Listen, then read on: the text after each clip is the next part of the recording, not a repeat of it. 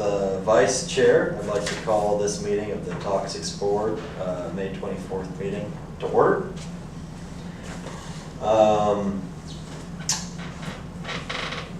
Nobody has showed up to speak, so I would like to move to approving the agenda. Has everyone had a chance to look at the agenda and review it? Yep. Motion to approve the agenda. Second. Or motion. I move to approve the agenda as it is. Is there a second? I second. Oh, sorry. All in favor? Aye. Aye. All right. Agenda is approved. Moving once again, okay, public comment. No one is here. Joe, would you like to begin the staff report? Yes, but for the public record, can we Introduce go yourself. around and introduce? Yes. Oh, Evan Chinkin, citizen advocate. Marcus Baxter, industry advocate. Crystal Abrams, citizen advocate. And Mark Kruger, industry representative. Excellent. Oh, Joe Epley, staff. And I will move right into the staff report. All right, so this is a summary, or just going through the items that I sent you since the last Toxic Board meeting. A little bit shorter this time than usual. So the first thing was appointment recommendations to the City Council for Donald, Nicole, and Evan. And Evan and I had mentioned before you came that Monday, the interviews for the two other new folks happened on Monday. And June 25th is scheduled for the official appointments. Sounds good. And I think I got an email that said that I didn't need to interview. Correct. Yeah. Correct, yeah. They have this, part of their process is this little pre-voting thing. And typically on reappointments, the candidates will, if they receive enough votes, they don't need to come in for another interview. Okay. So, Incumbent advantage. yes. Yeah. The next thing I sent was an invitation to meet the new police chief at his swearing-in ceremony.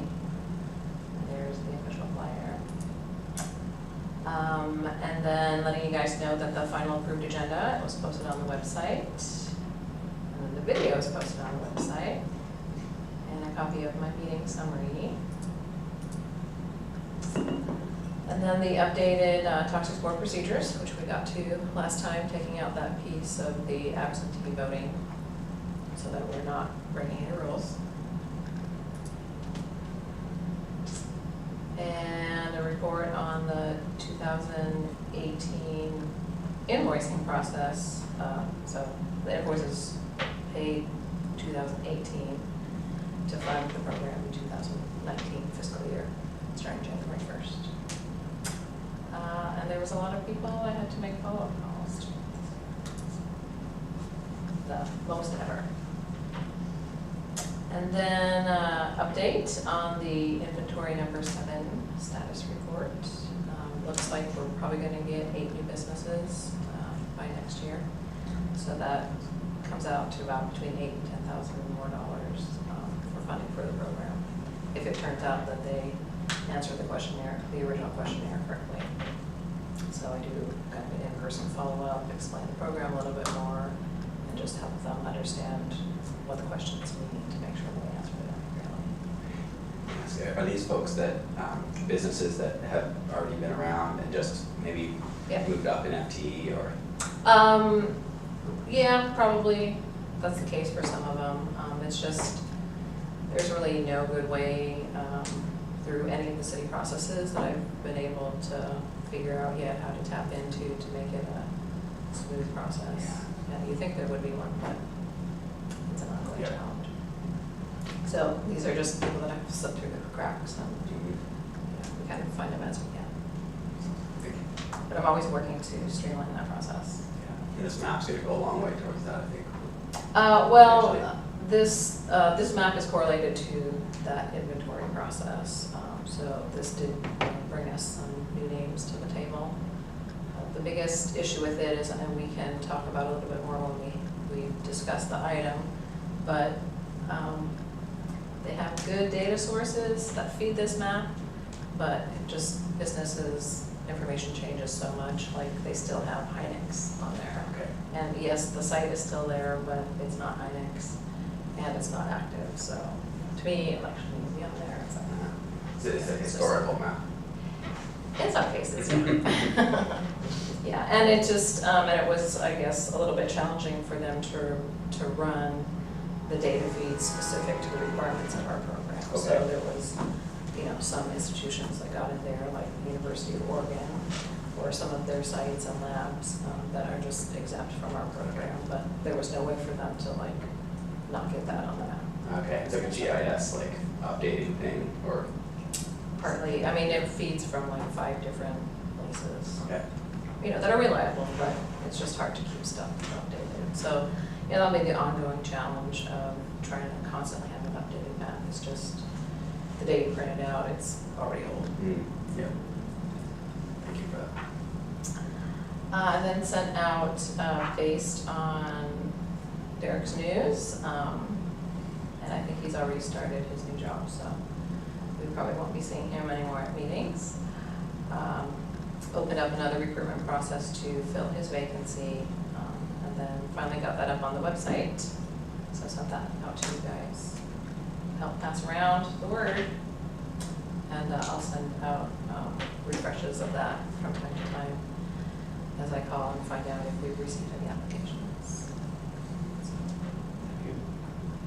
not too far. Cool. All right. Well, thank you for that. Moving into the discussion and decisions section of the agenda. Number 1, meeting decorum. The toxics vote is required to approve or not the toxics board public comment request to speak form. Reference the email from April 9th, 2018 for the toxics board request to speak form.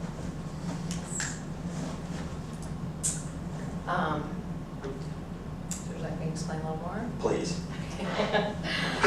So this was kind of a project that Andre had spearheaded because suddenly a few years ago we had some members of the public interested in coming to speak at public comment, and we didn't really have a process or a forum how to do that. So we got some things into place, kind of borrowing stuff from the mayor and the city council, but that's kind of a whole different animal.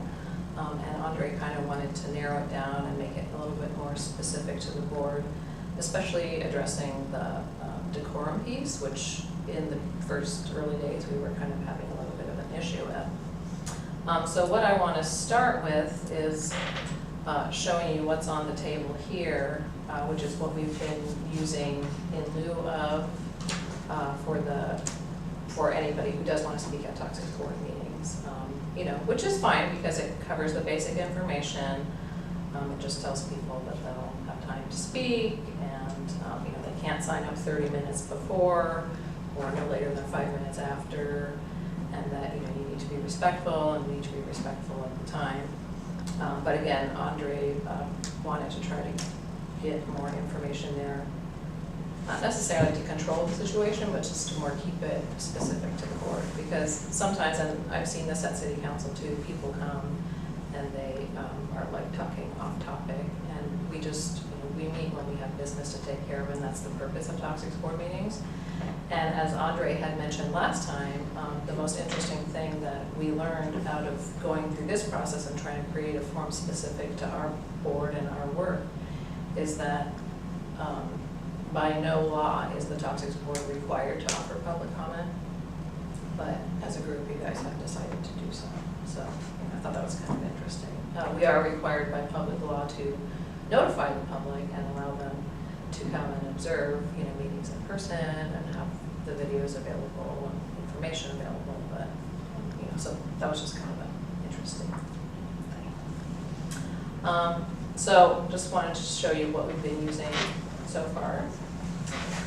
And then this is what Andre has created. Andre and I are working together. And so then what happened next, because it's a kind of a legal form, we sent it to the city attorney for review. And it was kind of low on their priority list, so it took them a few years to get around to getting us back if they had any changes, if we could use it, or what. And then they finally got back to us earlier this year, which is when Andre sent it out to all of you.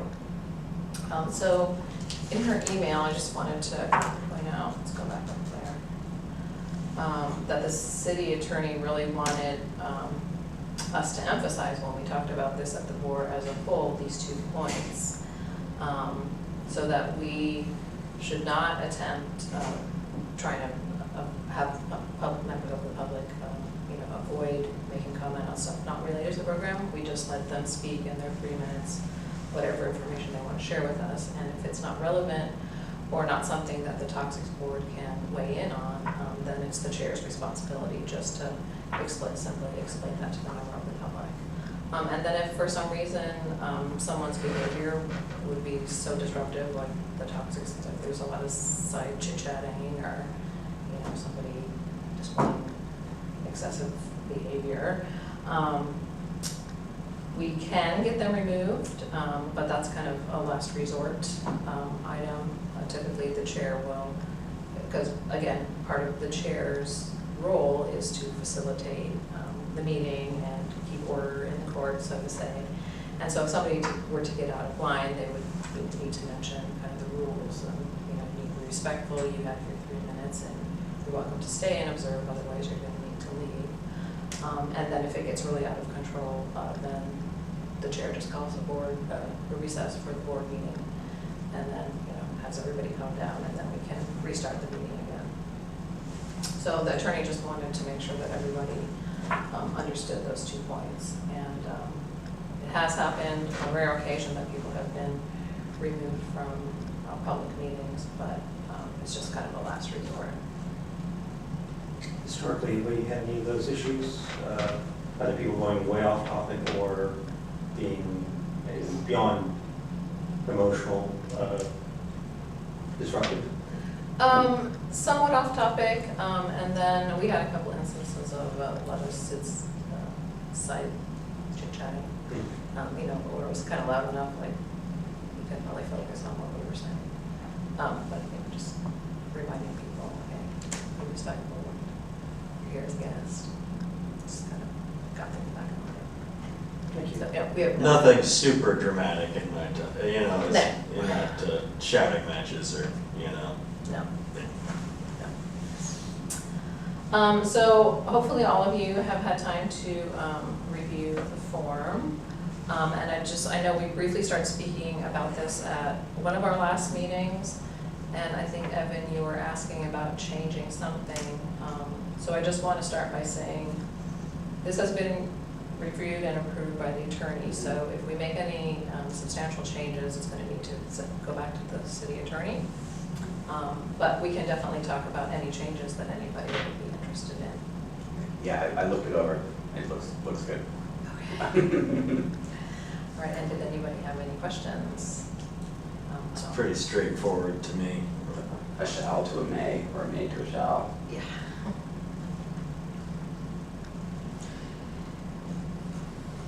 So, A shall to a will. were you gonna have anything else? No, so, that's all I have to say. You guys can discuss, ask questions. I mean, to me, it's pretty minute in anything. Does anyone have any, especially passionate about this at all? No, I mean, Okay. Does anyone want to move to approve as, I move to approve the form as it is, the form to speak. is there a second? I will second. Discussion? No discussion? All in favor of approving the form as shown on the screen? Say aye. Aye. Aye, unanimously, you guys have it. Excellent. So I will accept the track changes, send out a copy to all of you, and then instead of this form at future meetings, I'll be bringing this one. Okay. And then just so other people know, another thing that I passed out to Marcus in case we had public comment today, kind of borrowing again from the mayor and the city council, I wrote out a little script So for, at the points when all of you in the future serve as the chair, it's just a little intro to read before the public comment. So I will send that out as well, so you know, we don't have to spend time reading it again. So, moving on to future agenda items. This is really more for you guys than it is for me, so, you know, just being real about it. There is a list here, to review the map and list of Eugene manufacturers. I think that would be important for everyone to kind of get to know. Discuss options to investigate reported full-time employee equivalents, business outreach, reference documents for the program website, develop a process to follow up with potential businesses where there's conflicting information. I know that was something Derek was particularly interested in. Consider non-reporting and newly identified businesses exemption process and form, and additional agenda items we can talk about. There is a map there, and there is a list right there. Just got it all lined up. Yeah, I do. So, I mean, I know this is kind of hard to see, and again, just try to bring it back to the information that I sent out to you guys. The businesses on this list were used as part of the process the most recent process to try to identify new entities. And so I want to get input from you guys, kind of how you wanted to go through the information.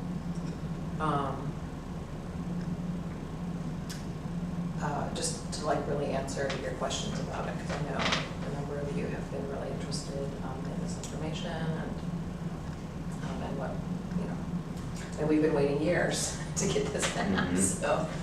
Yeah, so I mean, I guess I'm pretty ignorant about the process for being able to identify a business and then, you know, and then include it in the toxics program. And I guess I'm also real interested in like seeing how we can make steps to, you know, make the map available and then, you know, allow the public or, you know, or other concerned folks to be able to identify businesses that might meet the criteria. Or, I mean, I know that they have your contact, but I think the map would go a long way towards like helping people understand like sort of what the reporting businesses are. I have to think about it a bit more, but I think as you explain it, I might get a better sense of the process. Okay, so I just want to make one comment about the form.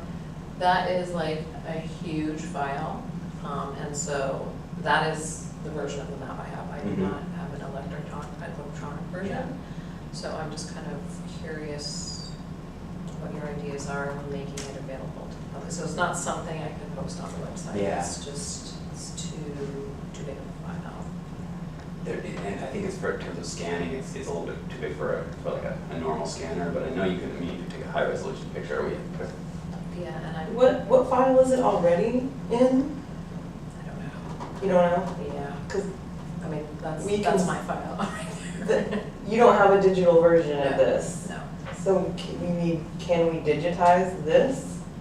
I mean, there is a way to do it, Yeah, I don't know. digitizing this image and making it available online. yeah. I can look into that.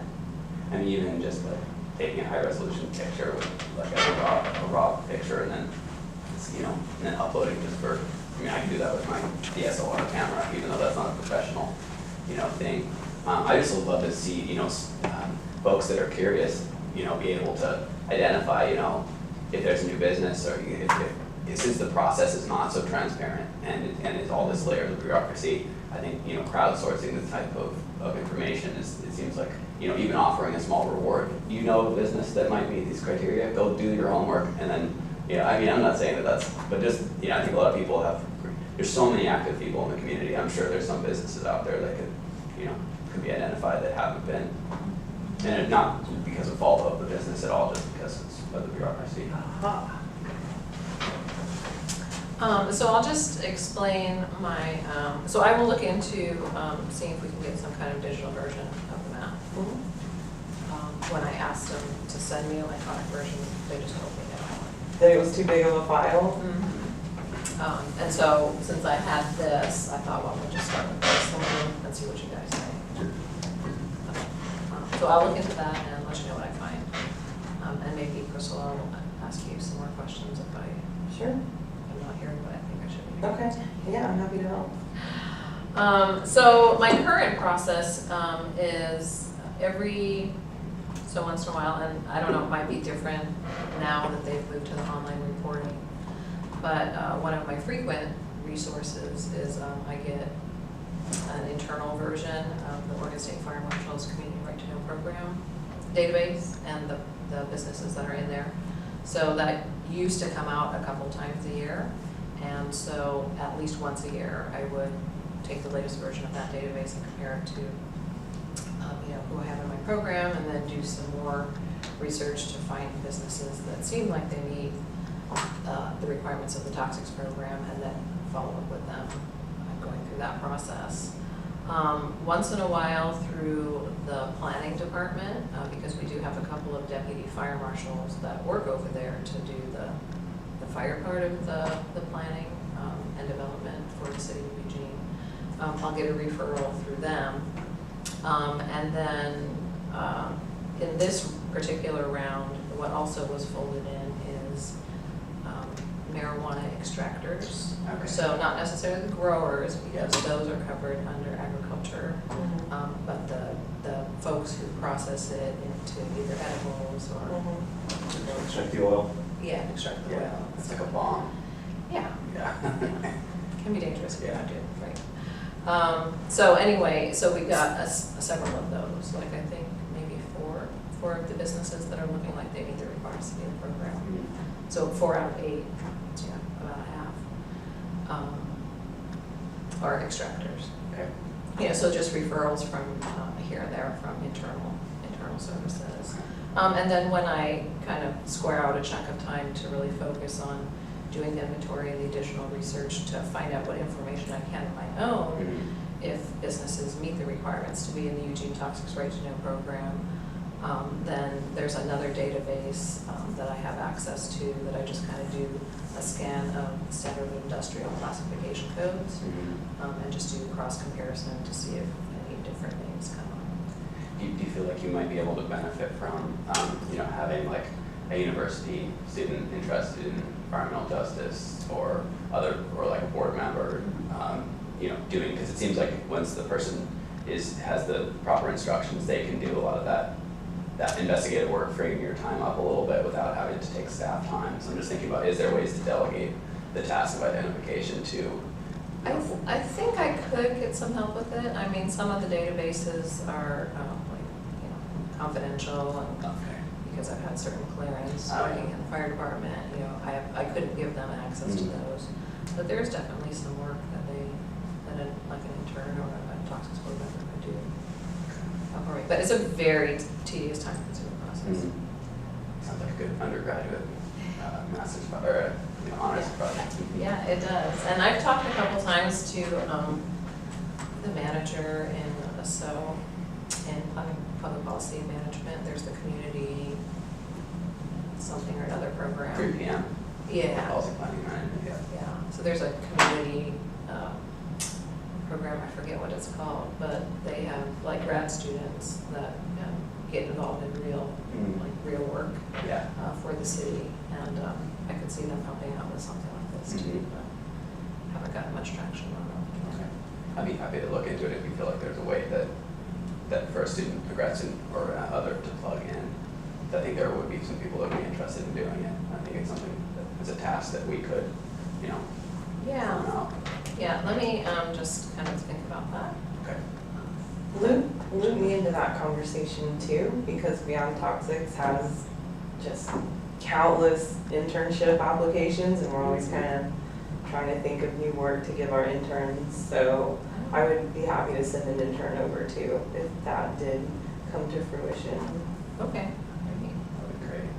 That's that's direct real world experience, you know. So this would be something like, take the list of things on the 312, the state farm marshal's report, and then do an SIC code check to make sure that they fall within parameters, sort of initial calling, right? Yeah. Report, which would. Mark, you got the job. You got the job, right? You're hired. There you go. Yeah. How to do it, yeah. Yeah. So, and since that would be publicly available, once you have the list of names, there's some public searches you can run that would allow you to call without having to get confidential information. That sounds exactly what we're thinking of. Yeah. Yeah. Yeah. That'd be awesome. I'd love to follow up on that. Okay. When you're doing this meeting. Yeah, great. So did I answer everybody's questions so far? Okay. So what were you looking at over there, Mark? Just, Doing some. looking at, see the map, right? Okay, so what's on the map, the actual locations of the items, from this distance, I can't see them. So I have to get closer in order to see the actual sites. Yeah, so there's these little teeny tiny purplish dots with numbers kind of all over the place. There's a huge concentration in this area, and then a few out here, a couple here, a couple up there, a few out That's there. where the big polluters are, right there. By that, or Train song. That's where our plant there. is. Oh, yeah. Got a big skull and crossbones on your. Pretty much. So, and then this would be, if we can get a digital version to post on the website, it's something that all of you. So the utility for other folks of having the spatial representation, what's the benefit for you guys? Do you want to speak to that? Can you repeat the question? So we have the list, right? And now we have a spatial representation of that list. What does that spatial representation do for us? Do for us or for the public? Yes. Oh, okay. That's a really good question.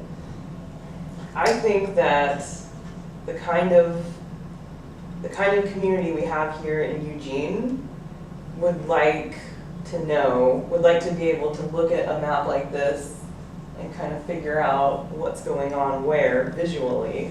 Because I get phone calls every day from people asking, I'm looking at this long list of chemicals that I don't understand and names that don't really mean anything to me. Is there an image or is there something I can look at to help me understand this?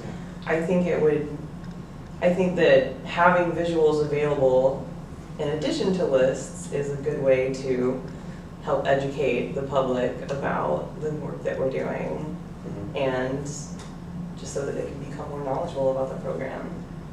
I mean, Evan, what do you think of Yeah, that? so additionally, I think one of the strongest ways of that environmental justice has been able to like sort of show environmental bads and goods is by like doing like spatial overlays of like cancer clusters around polluting industries and sort of showing how like where are the poor communities, where are the communities of color, and then where are the industries that are polluting, and then how do you make, so like, making comparisons. So like, I know Beyond Toxics has shown how like in these, is it maybe Train Song, there was a report that came out, there's like asthma rates are double, because of the spatial proximity to certain types of industries that are polluting. So I think a lot of the, like Robert Bullard, who's like the one of the founders of environmental justice, like did the early studies were like in Houston or on Native American reservations around like spatial proximity. So you can overlay maps of diseases or other ailments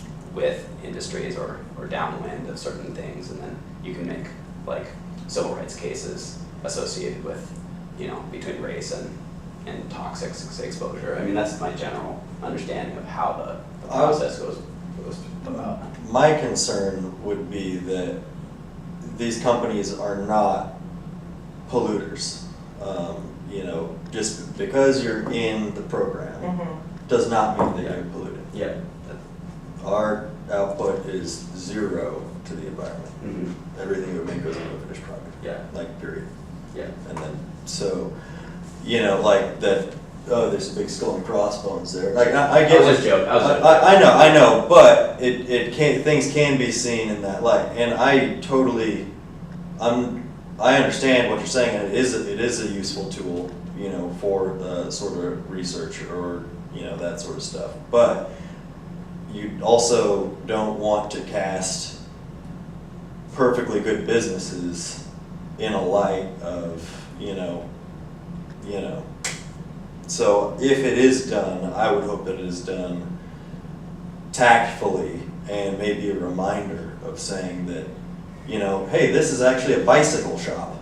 Mhm. And they only have so many, not this is a polluter, which in my experience with people, and this is not scientific, but when people see things, they generally draw their own conclusions. And if they're looking at, well, I'm looking for polluters, oh, and here's a map of people with hazardous materials, so bam, I automatically associate everyone.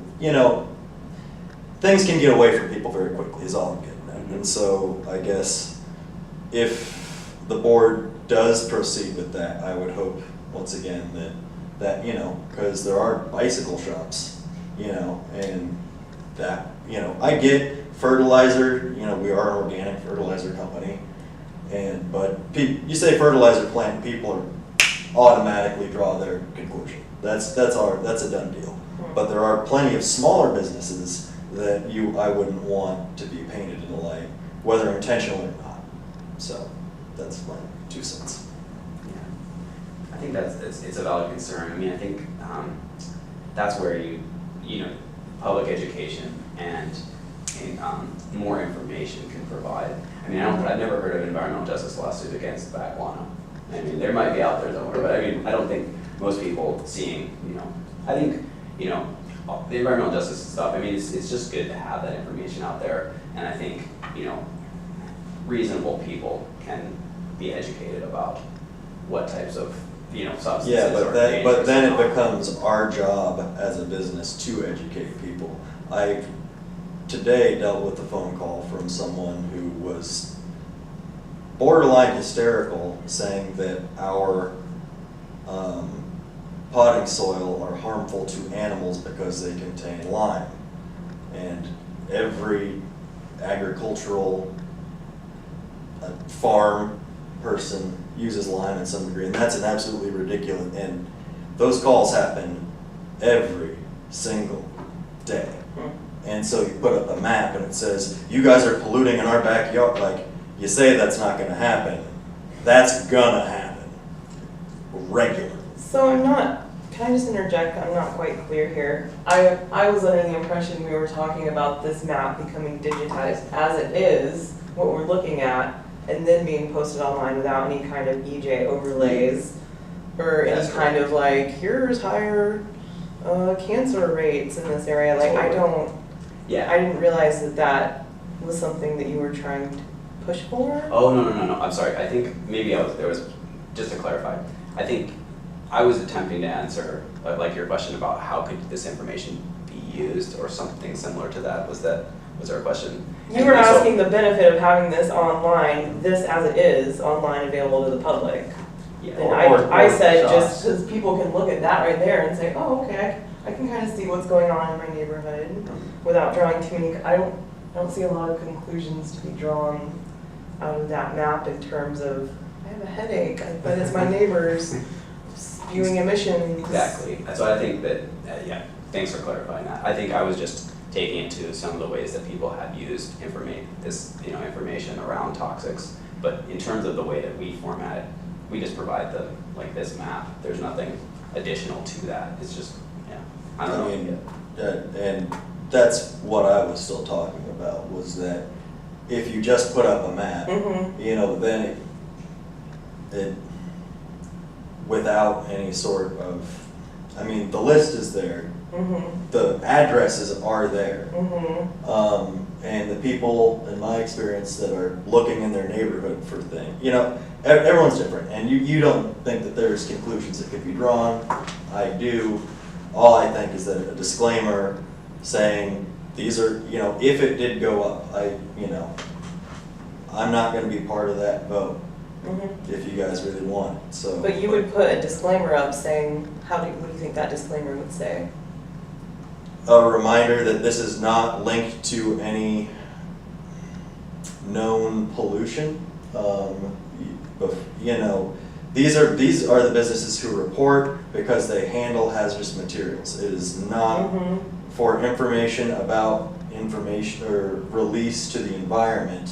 You know, you can check their actual numbers, which is the whole point, which would be not just, oh my God, there's a cluster of 5 of these things right here. I live right here, and it's a bike shop, it's a brewery, and another brewery. You know, that putting it in a context. I agree with that. Yeah. I think that that is a good point to bring up, and I would like for us, can we add that to the future agenda items for the review map and list of Eugene manufacturers?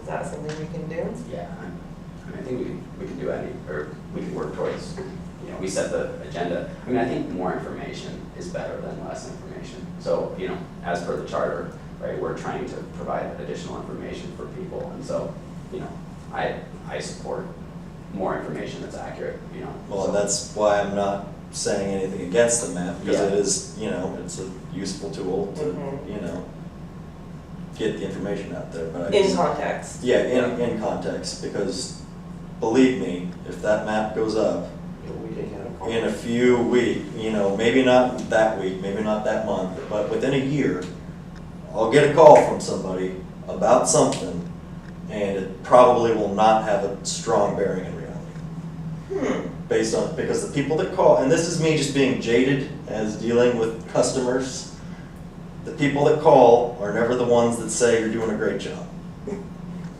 Okay, I'll take your word for that. Personal experience. I never get those phone calls either, so I get that. So, Okay, that's good to think about. And Mark, do you think that, yeah, like with this, do you think it would affect, you know, your business? I mean, Possibly. yeah. I mean, I've had one occasion where a person complained about the odor, and they were walking on West 11th and smelled paint badly. And I walked out with them and I'm like, oh, let me, and the wind was blowing to the north, so it was blowing away from West 11th. And I suspect the source was actually on the other side of the street. I won't go into further details, but if somebody had just looked at the map, oh, look, right there, and then having seen a lot of social media, people have a tendency to take things to extremes very quickly and very easily, especially when in front of a computer. Yeah. What one benefit might be is that it would allow, at least for some production, right? So if they have some concerns about stuff in their neighborhood, they'll be, you know, if they're near where forest is, they'll be talking to me as opposed to talking to you, because you're way out by the airport, and so they're like, okay, not to worry about your folks, but you know, let's talk to forest. So that would be a benefit there. In terms of finding other companies, other reporting companies, for some reason I had that in my head. I don't know why. I doubt that it was of much use in that regards. Okay. Because if you're looking at the map to say, oh, well, this company is on the, you know, there's these people and they're not on the list. Why aren't they on the list? The parameters needed to get onto the list are sufficiently esoteric that we would generate a lot of false positives. Okay. That makes sense. Right? Like, oh, they're not in the right SIC. They don't have enough people. They don't work with hazardous substances. They may be a big, you know, going concern, but they may be working with really innocuous stuff, or they're highly automated and don't have enough employees, or they, you know, they're not actually a manufacturer. They're just a warehousing operation. Anyway, does that? That does make sense. Yeah, and so I guess I just want to make sure that, you know, yeah, we've all had a chance to like. I think the idea of like contextualizing the information is good, and you know, I just want to make sure that we're sensitive to everybody's, you know, desires on the table as we you know, discuss all this. And then when considering the disclaimer, I think it would be important to say that, some of the information on this map and on this list is out of date. Absolutely. Okay. Yeah. So I think that would be important to call out as well. Yeah. Sounds good.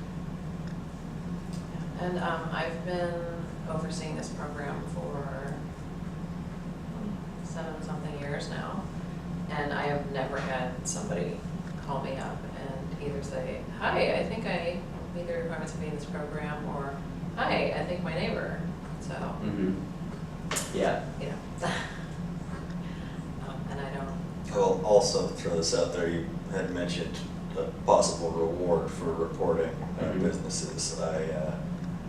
I'm opposed to that.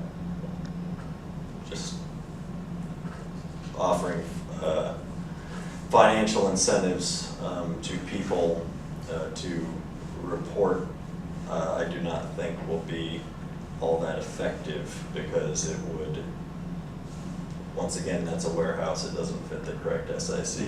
No, and instead you have a flood of information. And I also think it sets quite a bad precedent as to why the toxic board is here, and its purpose is to educate people and not to generate more money, which is something that I can imagine Rich Lockheed would just have, that plays in, it's just about getting money. And if you say, oh, well, we want to generate more money, so we're going to offer reward for any capture of hazardous, I do not think that that is conducive nor helpful to the toxics board, to the goal of the toxics board. I can see how it could generate additional people, just information and, more work for Joe. But I think like the board's, mission is, to provide additional information.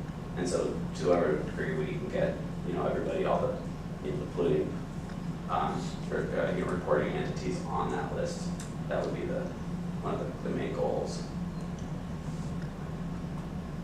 Make that slip a lot, the reporting and polluting get mixed up so easily in everyone's mind, and that's something that I think we should all probably try and keep straight. And if someone is polluting, hopefully you wouldn't need a financial incentive to report that, but I think it sends the wrong message entirely. Yeah, I can see, I'm just brainstorming, yeah. I got you. So there's a lot of work to do on the map still. I feel that that's a lot of good headway there. Does anyone else have anything else they want to talk specifically about the map or the list?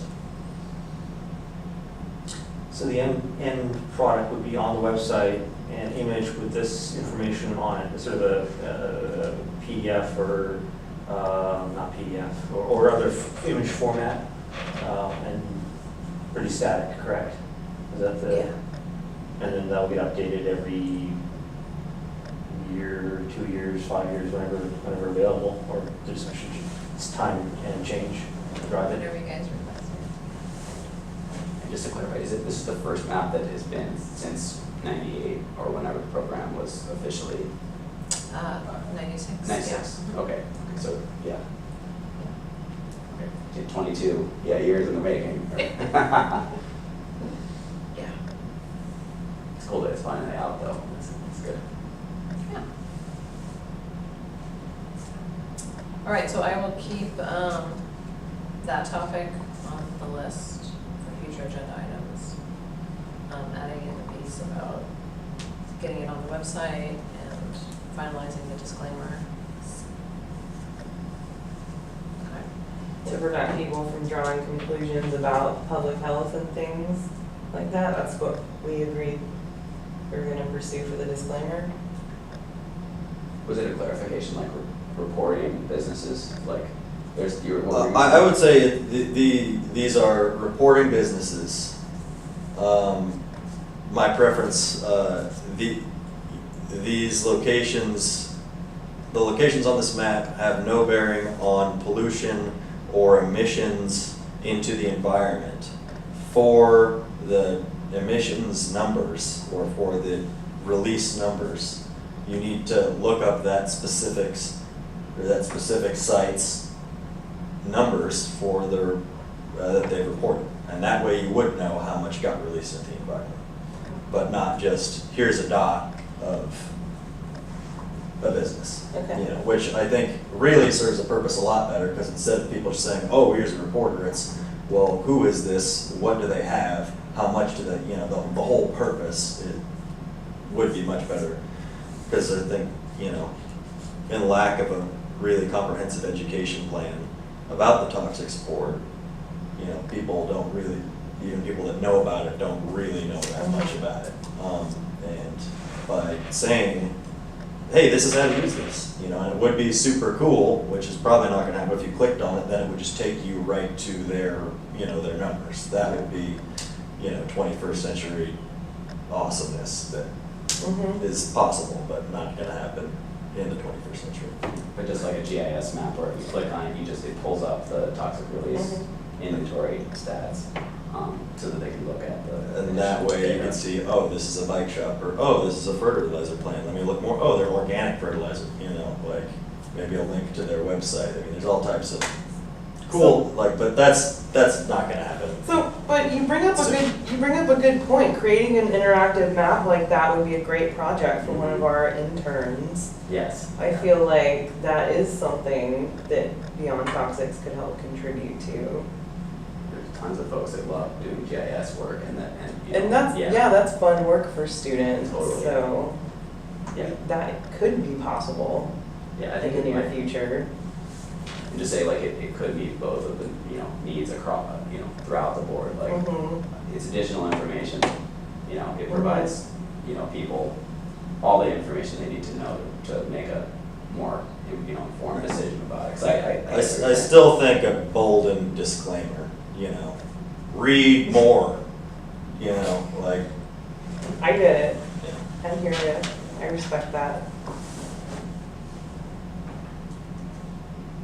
Okay, yeah, well, we'll talk more about this. And then since we now cut the budget for IT, We're really relying on interns for this now. Yeah. yeah, interns would be Okay. great. And then, just, you know, to keep it relevant, just an idea, to like businesses that are already in the toxics program, you know, we could start with that. Then as we identify new ones, we can add them. Okay. Okay. Cool, but I'll start with seeing how we can get a digital version of this. Okay. We'll go from there. All right, what else do you guys want to talk about? Oh, sorry, Marcus. Oh, you know, that's exactly what I was gonna say. The next one on the list is discuss options to investigate a reported FTE.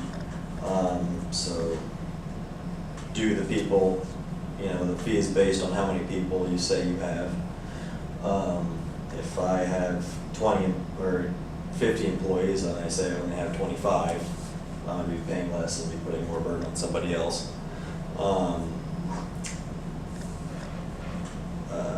I forget why or how this came up. Is it to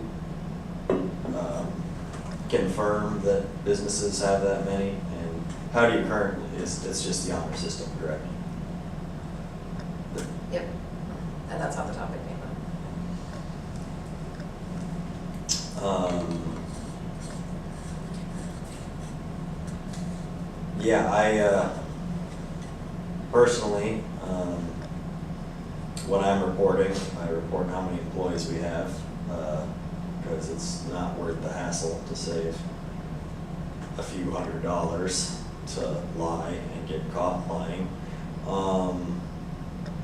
I don't know, have you ever had any issues or any reason to suspect that people are being untruthful on their FTE reports? I mean, I just have no basis for it. Yeah, I mean, you wouldn't know if they had, their business is down and they had a large layoff, you wouldn't. So, I mean, one way that in theory you could do is every year you at least now, you need to report your OSHA 300 and 300A logs to, I think it's the federal OSHA, not necessarily the state OSHA. So you have to, you know, if you could somehow get your hands on that information, you could,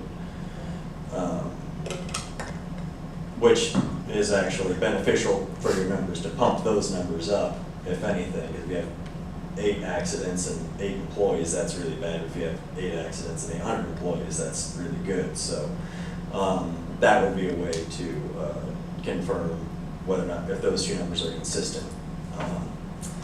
But I don't know if anyone would have access to that, because I believe the OSHA reporting is new. I didn't actually do it in our business. My colleague Sean did, but that would be one fairly, if you could look that up, which if it is the federal might be much harder than the state. I doubt it would be easy even if it was the state's OSHA. So that is my only suggestion or comment. I don't know if any of you guys have any comments or questions on this. So is this just in terms of verifying FTE through like OSHA or other? I'm just saying that that would be a way to do it, short of requesting all the payroll records Oh, yeah. for an entire year and then averaging them out. Joe, you look happy about that.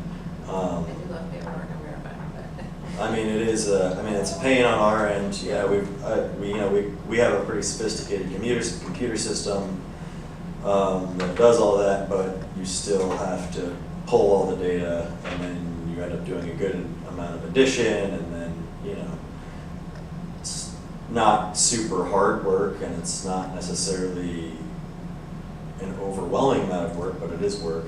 But if you times that times all the reporting businesses, that would be more than Joe could do.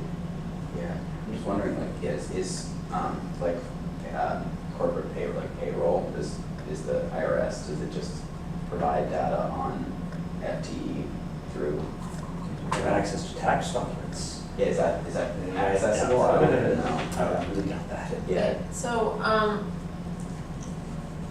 back in April, which was a while ago, I did send you guys out some information because the 2 recommendations I had gotten so far from different board members. I remember Derek was one of them.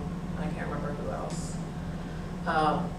Lisa Arkin recommended the IRS 941 quarterly reporting. So when I contacted them, they said, they gave me this other form number and said that for each business, so all of the businesses in the program, which is currently 85, need to report their FTE, because that's what we base our fees on. So I would need to fill out 85 of these forms and then submit them one by one to the IRS, and then I guess through this special service number, I can get information on 5 of the business at a time. But I would also need to get the businesses to sign off on that I would have access to that information. So alternatively, I thought, well, it might just be easier asking the businesses directly. And then I did contact Oregon OSHA about that new reporting. And Is it Oregon OSHA? Yeah, and they just said, yeah, that's kind of a new thing that's in place, and we don't have a plan or a timeline of making that information available to other people at this point. So it says call back in a few years. But then again, alternatively, I thought, we can, the toxics board can think about having me contact each business and just say, can you share that as a verification piece on your reported FTE? I would just say that, do we remember who brought this to the table, or why? Or is it just, because it seems like a lot of work, both for the businesses and both for you. And if it's not, if you haven't had any major concerns about it, and if any, I don't know. If the board is concerned about it, then yeah, proceed. But if it's a non-issue, then it seems like a lot of time and a on everybody's part, and we'll have the board's time to get into talk about that. So, when I report, I'm truthful. I like to think that most people are true, because the benefit to lying is really not that great. I mean, if we said we had, what's the threshold at for? I think this last year was at 32 or something like that. I mean, if we claimed that we had 32, that's a pretty easy to spot lie. I mean, if you're looking, and I don't think that most people would really go out on a limb and risk being a liar, getting fined, doing all that, just to save $67, or so if I said I had 31, I'm gonna save $67. Woo! So I personally don't think it's that big of an issue, but I am a fairly trusting human being, so that's my 2 cents. I can't remember if it's sorry, this is an HR function, so it's not something I think about a lot. I remember being asked to let our HR folks know that when I was working outside of the Eugene area, so visiting Portland, visiting Kent, off visiting a customer in another part of the country, because that would affect the amount we pay for, it's like a transit fee, like a transit tax, basically, which I believe is a local, which means it might be more accessible. Since it's within the same government organization, I don't know, but I can try and figure out what that was specifically and pass that for you to look at and see if that's even a viable option. Okay. Transit tax? Something like that, yes. I have a question about the IRS 941s. What information is provided on the, is it salaries and, money? Because when I think of payroll report, it's usually, I'm sure that it's all the numbers. It's the hours, it's the time off, and most importantly, it's how much money you pay, because they want to know the taxes. They don't really care about if I get paid $16,000 an hour. They care about me getting paid $16,000. So I know that our company would have an issue releasing, this is how much money we paid to transmit. That would be a concern. So so to that memo, I have attached copies of both of the forms, and this is the 941. So it's just a summary. Oh, And, yes, I would probably get the whole thing, but the box I would be concerned about is number 1, number of employees who received Does it count wages. to- temporary employees or employees working through a temporary agency? See, that's the piece that, so I don't know, again, if it really meets our criteria. You think that's something that we should, be thinking about more, like, how do we classify temporary, Right, because we have a employees? very specific calculation Yeah. for how you come up with full-time equivalent. and OSHA's is different, Yes, of course. actually. So, there's, now that I think about it, that's not even. Oh, you could use it to get a ballpark. Oh, you told OSHA you had 800, you told us you had 12. Yeah. Minimum, or is it? And part of it, we can also, I think, so companies which have already hit the cap are, I'm past cap by a good margin, right? Clear telescope and a good night. So for me to misreport numbers intentionally would be pointless. I would go from cap to being cap to being cap. Yeah. So if we're to look, I would look in probably in that band between cap and possibly as people are sitting right at that board. The most likely place for somebody to, one, misrepresent anything would be right at the borderline. Oh, we're under. Really? Seriously? Yeah. I think you're right. Just narrow it down in those few cases that it hasn't changed for a long time, or there's other kind of smoking gun situation. Okay, maybe do additional steps to verify. Because I agree, it seems like if you're already paying, there's no reason to create more work or verify, we already know it's, yeah. What do you think, Joe, as far as like? Well, I want to first go back to something that Marcus was kind of asking. Over the 7+ years, I've been overseeing the program. The topic's come up twice. First time question was, do we verify these FTE numbers? Because that's what we base our team on. And the question like, at that time and still today is no, we just don't really have a thing in place. And then, as all of you know, this last year, when Falling Sky dropped from something, some number, like 30 something, I don't remember what it was, down to 16. That was the next time the topic came up. Gotcha. Which, that would be, I would say that, it's worth paying attention to, but that, I think it was discussed, and I think that maybe they were misreporting their restaurants, and, oh, we don't need to count these people, so we're not going to, which seems reasonable to me. Two locations, so they split the employees. Was that what we were thinking? Well, they just have one brewery Okay. location. So. Yeah, and then they also have the brewery equipment store, Mhm. which is not the correct SIC, but they do have the chemicals. And then you have the pub house, which is definitely not in the SIC. So, Kind of a delicatessen. yeah. So there's, that's reasonable to me. Just counting those people that work within the. Yeah, I mean, Yeah. it's all you legally have to do is the people that work at that facility, Mhm. not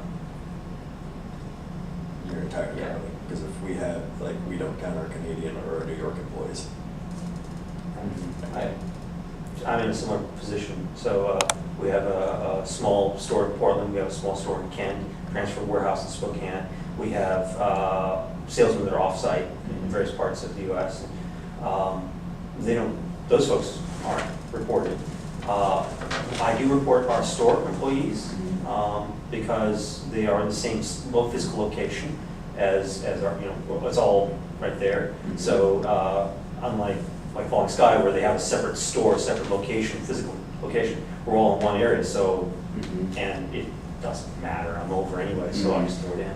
Yeah, but I mean, you guys are like the paint store, and then across the street's the facility, right? Is that correct? $3 one because there's also stuff on that side of the street. Okay, got it, okay. And it is, to detangle it is, we have one ERP. To separate out what's going across the street would, it'd be ridiculous, not happy. Yeah, that makes sense. So I guess where I'm at with it is this a topic of concern that we should devote more time to developing a clear-cut path to confirm it? Is that what the board wants to do? And this is really a question for you guys. Is this how you're going to be spending your time in the future agendas? I mean, I think my main concern is, I know that Joe really understands the program much better than any of us, or I know any of us do. And so, just to the extent that we can empower her to do what seems practical and important. I mean, if there's a situation that comes up that, just seems to require additional research about this company that may or may not be honest or just has not changed and has not been updated, then, I just would like to follow up if in those cases where it is within that narrow band and it seems like something might be, inconsistent, it would be worth following up on, but I don't know if there's a protocol that we need to. I mean, that's a question, is if I did next year drop from 90 or whatever to 12, you would be more than able, than legally, to call me and say, hey Marcus, I noticed that you dropped significantly, are you still working there? Would probably be a good question to ask. I mean, you can do that legally, right? Yes. So, to me, I think it is kind of a case-by-case basis where if there is a reason for concern, Joe can call them, bring it to the board, then the board can make a decision on that, well, you know, what should we do about this? Or, I mean, because it just seems like a large jump, and you're gonna get a lot of pushback from, hey, by the way, I know you already do this, but now you gotta contact the IRS and give them, so that they can wait. I mean, that's not gonna happen overnight. I mean, then Joe's gonna be waiting on 85 of these, you know, it just, this seems like a nightmare, it seems redundant, and if it's not needed, I think the board's time would be spent in better ways, but I'm leaving, so. Okay, just to clarify, so for asking the IRS for this quarterly report, it's a form you have to fill out for each of the reporting businesses, and For then each of the businesses, all of them. all of them. And then after that, will the quarterly reports then start coming into you once the IRS gets approval from the reporting business to do it? And then that's additional paperwork for you to deal with, and some additional paperwork for the businesses. Follow up on. Yeah. Well, and so, I mean, the way that I read this is so as a business, I would be filling out this part one, and so I would still be writing whatever number I got on it, right? I mean, so Yeah, it's- I mean, and, it's still whether or not the business is going to lie to Right. somebody, right? Granted, You don't need the most IRS. people are more scared of the IRS than the top. I wonder why. So is the objective here to sort of create a separate internal process for verification of FTE by itself, right? Basically running through the list of companies, potential candidates, and people in companies in the program, and sort of as its own contained little process, checking all the FTEs, or is the objective to be able to provide Joe with tools such that if she has any questions, she can just go and say, okay, I can do this and this and this, and this is the guidance I have from the board. Is it? so where you guys gonna say? I mean, my personal is the first option of making this a separate independent function inside of the program would lead to very little results for the amount of effort put in. Providing Joe with guidance, saying if you have suspicions, please feel free to do this, this, and this, I think would be very useful and would, I don't know, like if you go on site for the audits? Well, we're working on that. Okay. Um, But- Not regularly currently. But, or if there's some question about it, you easily say, well, you know, the board has directed me to do right? I think that would be useful. I think that sounds reasonable, like, yeah, so you know the steps that you could take, and then we just empower you to say, yes, feel free to do these steps in those cases.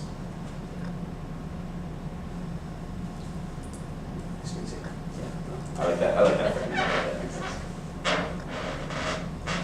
So, should we keep it on the future agenda items, but maybe,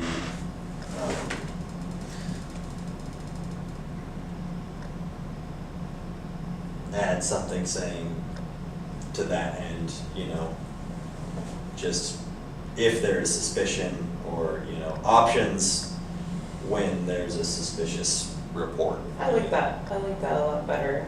Yeah, just kind of amending it towards that. And then it will still stay, so it'll still stay on the future agenda items until, personally, I don't think that's good, because you're gonna wait on me to send it to the IRS, and you're gonna wait on the IRS, they're not all gonna come at once, I don't think that's the best way, but it might be the only way, you know, so, what have you, but I think it is worth researching other ways to confirm. But, so, we'll remain on the agenda items, so. Business outreach.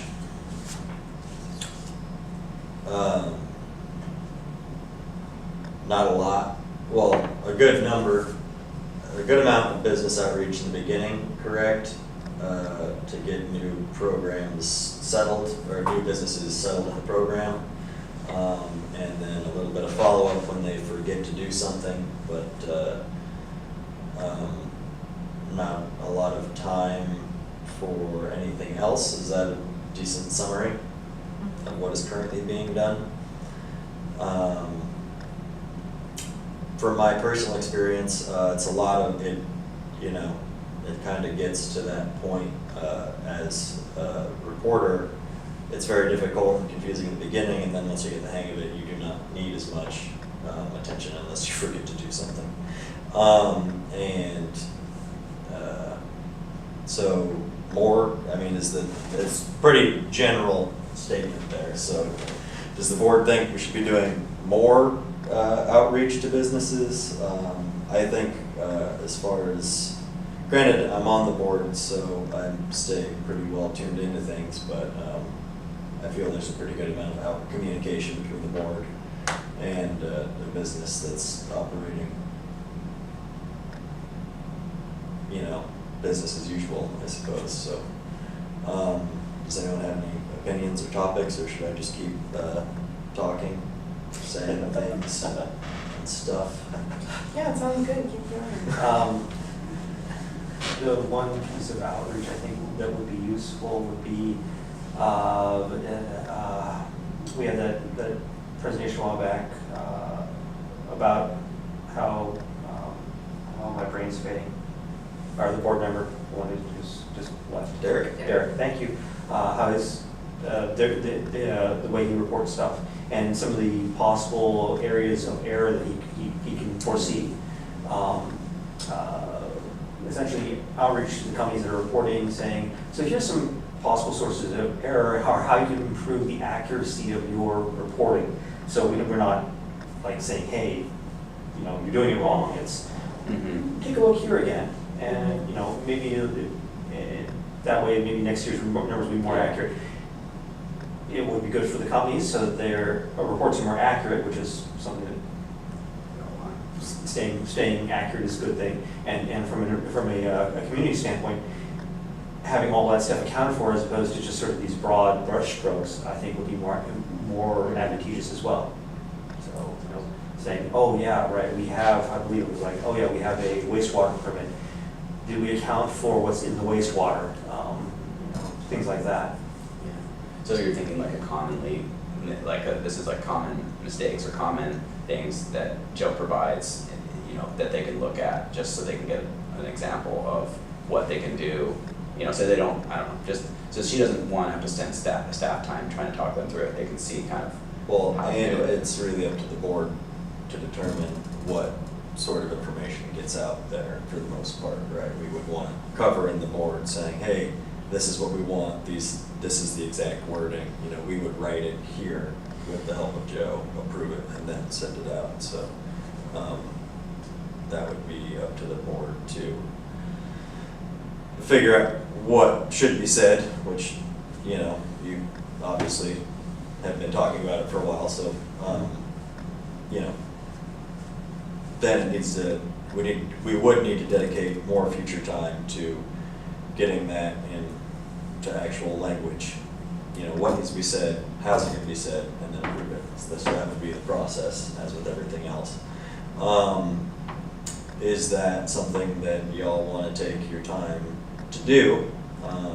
It was, as you said, kind of Derek brought it up. I personally, I feel like you would be in the best position to continue that if you wanted to, and if the board wanted to, for that particular vein, unless anyone else had anything else they wanted to outreach to the company. So I guess I'll leave it to you guys if you do want to continue to work on that, or if either of you two or you have any, you know, what else do you want to say to the people? Yeah, so we're just saying, like, should we put additional materials on the website that could provide businesses with additional? Or it could be an instruction? email, it could be an email. Or a letter or memo or something of that nature. And sources of ways to improve reporting, I guess is the way it would be framed. I guess we, Derek brought one point up. Joe might have some other ideas percolating somewhere, or maybe we'll form something. And then we can, as a group, expand on that. Yeah. Yeah, I mean, that sounds good. I mean, I don't know, like, anything that could streamline the process for reporting businesses, like, you know, if there's some, you know, report that, you know, that we could redact the names, but just show, here's a common mistake, or here's how we would like you to see it, and just template, and then just provide additional stuff on the website, so that, you know, companies are just like, you know, when they call for information, Joe could just say, okay, here's the frequently, you know, here's a bunch of templates, here's, you know, things that could, you know, examples, you know, here's just like, and then please let me know if you have further information, I'd be happy to work with you, just so they can, yeah, I mean, I think that's all, sounds good. There is already some examples in the instructions. They're somewhat generic and very, very thin, I think. And that would be something that would be easy to do, because we have companies that report to say, hey, can we anonymize parts of your report and use it as an example of, so like, you know, I have any number of mixtures in my reporting, so, you know, look, here's how I break it down, right? And then, of course, reduce it down to something that isn't amazingly hideous. Yeah, that sounds good. Does that sound like something that could help business relations, or? Yeah, so I just want to go back in time a little bit. I want to say it was towards the end of last year. Derek either did it or led the way or something, but I remember him drafting something. And so what the board had talked about was doing encompassing communication piece to all the businesses in the program that spoke about making reporting more accurate and why, and you know, that here's the Toxics Board's refreshed expectations. And then Crystal drafted something on like the advocacy piece, and I forget what the basis of that part was.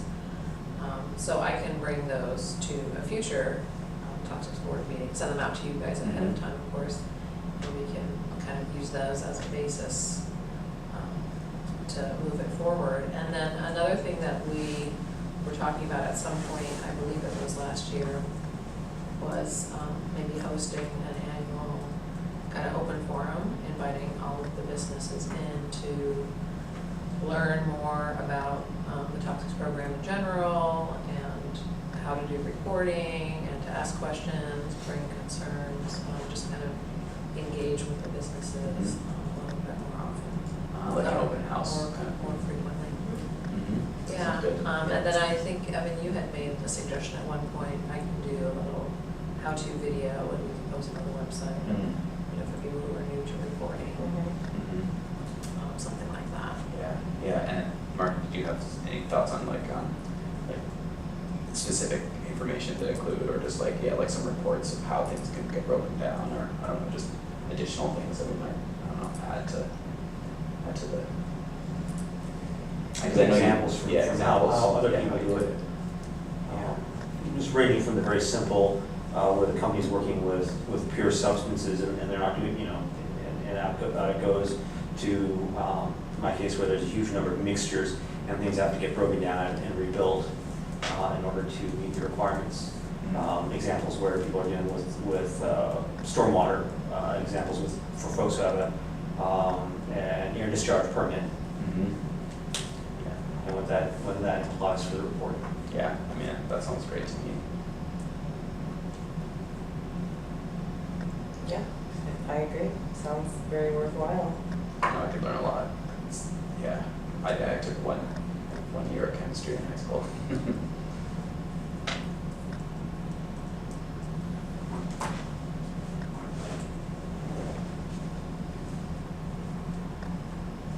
Just waiting for Joe to get it all down. Done.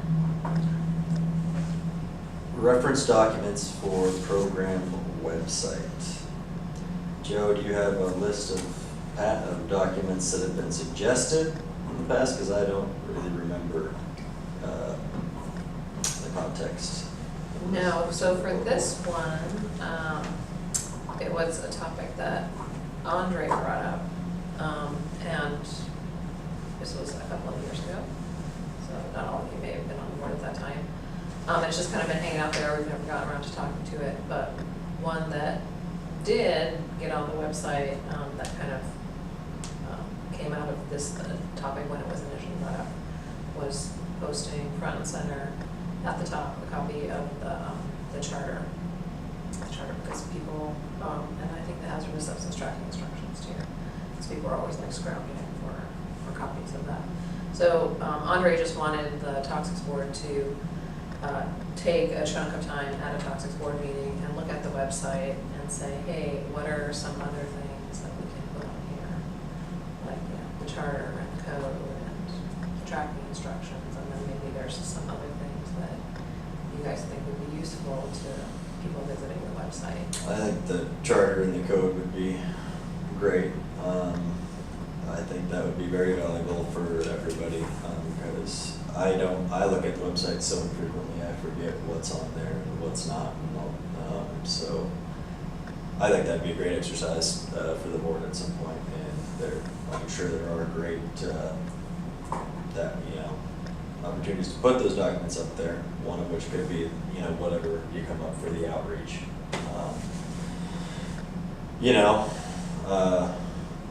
Maybe a disclaimer when there's a map. That'd be a place for that.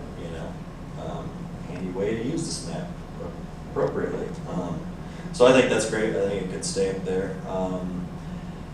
There's a lot, as I'm talking, there's a lot of bullet points right here, and I guess it would be to Andre to prioritize these, correct, as the chair. So, will she be returning in the future? Have you heard any more? I think so. Just her husband has a serious medical condition, so she's just not sure. Well, I guess. But she's planning to return at this point. Good. There's a lot here, and I think it's good to kind of talk about this and keep it fresh in everybody's mind and discuss them. But it would be up to her to prioritize these and which ones get done the soonest. Or ask the board. Yeah. Yeah. So we could. Do any of you? Are any of you guys really jacked up, jazzed about doing one of these right away? Because that's the way it's going to get done. Is otherwise it's just going to kind of. Mm-hmm. Like the map, yeah, The map and the business outreach to me, I think, are the most engaging. Yeah. Mark, what do you think?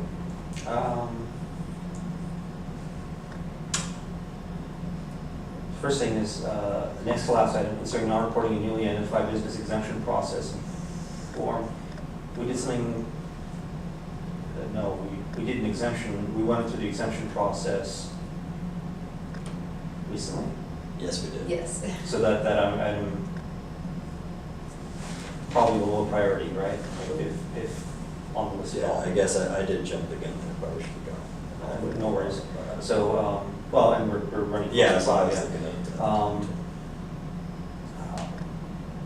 I think especially with the context of giving Joe tools or guidance on the FTE issue, that would be a low-hanging fruit. It would be relatively easy for us to knock that item out. Mhm. Past that, I would go for business outreach because improving the reporting, I think, is benefits everybody. Yeah. Cool. I have a question. Did we never approve the form that we talked about for so long? I apologize, it is really confusing. So what we did do and complete is we did the process to formalize an exemption process and form. And the missing piece was the form, and we just really made some clarifying points on the exemption process and got that fully through the legal process and approved. But that's for businesses that report. But what the board still wanted to talk about was, can we do a similar process for the non-reported businesses? And businesses that I newly identify, because that topic has come up a couple times. Legally, it's gonna be really tricky, because there is no exemption process. I mean, it's against the law to exempt the non-reporting businesses because it would be in violation of ORS and the 1999 Oregon Court of Appeals ruling on the original lawsuit. And So we for- would have to do a lot of work with the lawyer. For the attorney. my memory here, because I'm not sure, I know it says somewhere that you cannot be exempted from a fee, Correct. from the fee. And is that from the ORS or from the Yes. ruling? Yes. Okay, so yeah, that, Both. right, so, And so that's why it's tricky piece, because that's the only thing that we would be exempting the non-reporting businesses on is the fee, mm, because they pay the fee, but they don't report. I think that any business that would fit the exemption, that would pass through the exemption process that we outlined should be exempted from paying the fee personally. Because, I mean, it's fairly rigorous what we outlined. I don't really think that the way the law states, the way the exemption process is, that anyone would really ever actually be 100% exempted if they fit, you know, if they're in this room in the first place. If they did pass through the process, yeah, they should not pay the fee. But if it's in the law, it's in the law, and that would be, I don't even know, I mean, would the process would be to change the law, but it's explicitly spelled out in that, so that would require garnering support within the state legislature to change that law. Which is ambitious. It's very ambitious. I'm not gonna be on the board, I might do that in my own time, maybe, but, once again, I wouldn't leave it. Thank you for reminding me of that, but it is part of the law. If it was just part of, board decision, then that would be a different discussion entirely, but that's, it's up to you guys on where you want to prioritize your time. As I said a dozen times. So in terms of focusing on additional points, talk about the map, business outreach, and the process of follow-up with potential businesses were the agenda items for subsequent meetings, is that? FTE2. Oh, yeah. So I don't know if you could put that in an email and fill in Andre, and she can say, yep, I agree with this, or put in her 2 cents as far as, because it is her responsibility to choose.